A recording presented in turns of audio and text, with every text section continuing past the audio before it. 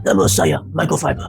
Saya sudah kerja 1 tahun tanpa MC. Saya rasa sekarang masalah saya nak berhenti dan kencing. Dulu saya sangat hebat. Habuk banyak-banyak pun saya boleh angkat.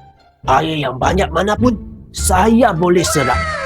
Tapi sekarang badan saya pun dah keras. Serap air tak macam dulu. Kadang-kala habuk pun akan terlepas. Oleh itu, saya nak minta letak jawatan. Kain microfiber ni memang ada jangka hayat dia. Kalau kain dah mula jadi keras atau kurang serap air ataupun tinggalkan kesan selepas lap, ini tanda-tanda kain microfiber ni dah kurang elok. Oleh itu, kain dah tunjuk tanda-tanda ini, janganlah paksa dia OT lagi. Ini kan ramai buat silap. Follow aku ni, saya tunjuk cara yang betul.